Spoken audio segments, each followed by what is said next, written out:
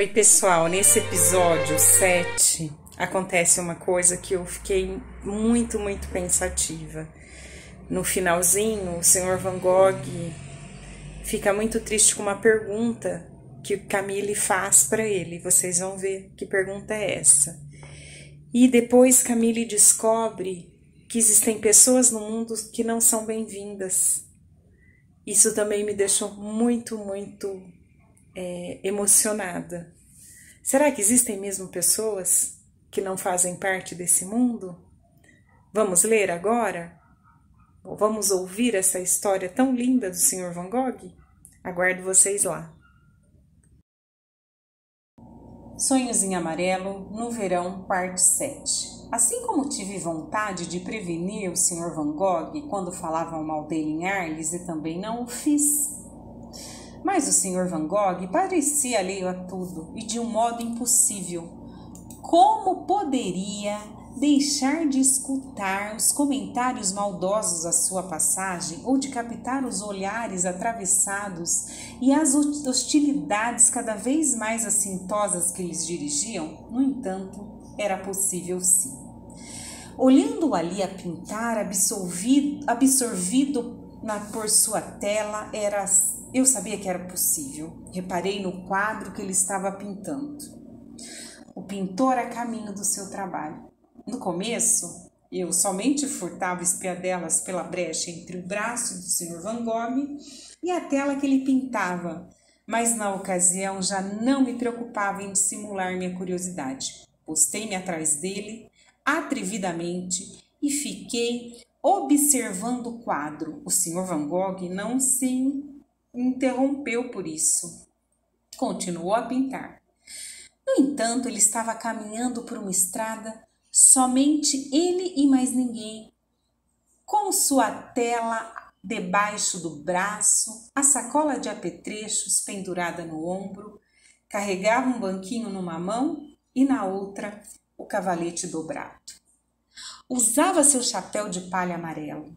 Era um quadro alegre, pensei, embora já pressentindo que poderia sentir uma outra coisa diferente se o visse de novo dias depois.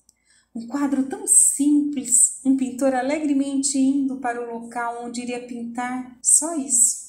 Como pode? No entanto, aquele pintor era o Sr. Van Gogh, e era um milagre aquela alegria que lhe provocava estar indo para o local onde se poria a pintar. Será que eu suspeitei disso na hora? Não sei, mas soube que era assim. E também não sabia que um quadro pode fazer a gente saber o que vê sem compreender o que sabe.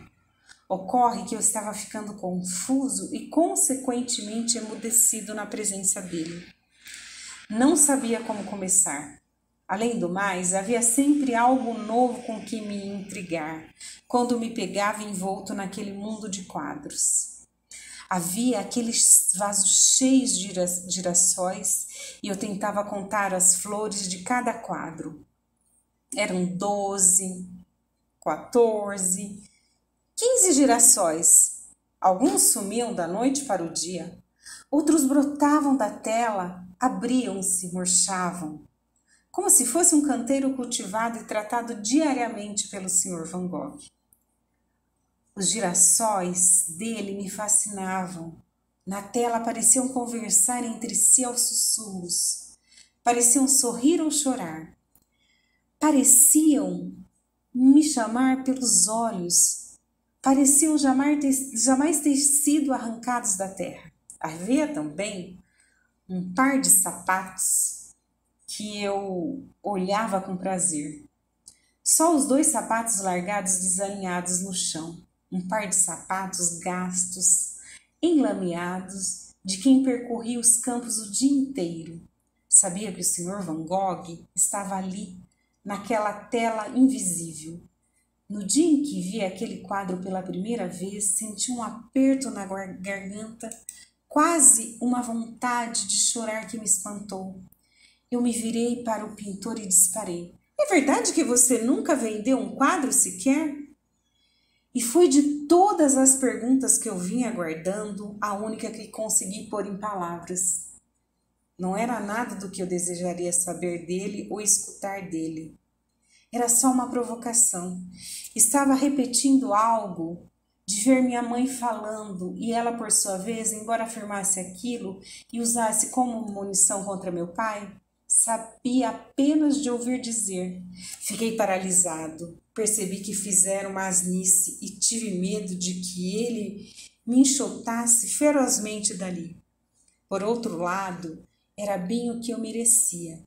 No entanto, a reação dele foi, como sempre, muito lenta.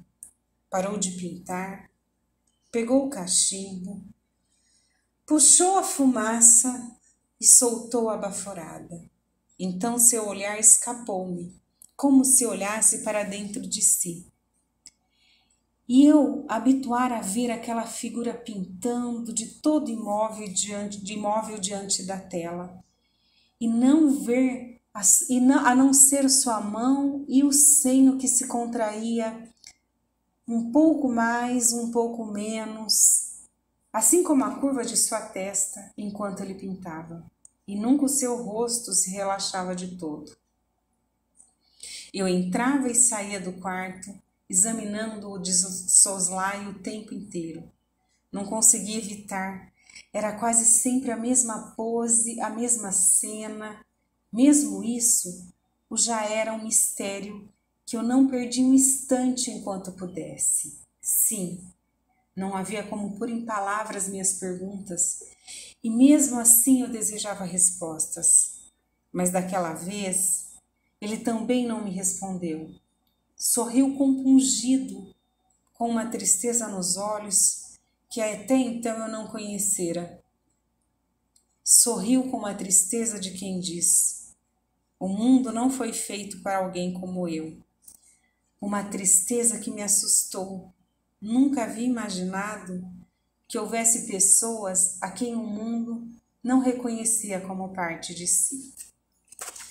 Ficaremos aqui e ouviremos a próxima semana a continuação do nosso texto Sonhos em Amarelo no Verão. Espero que tenham gostado. Até mais!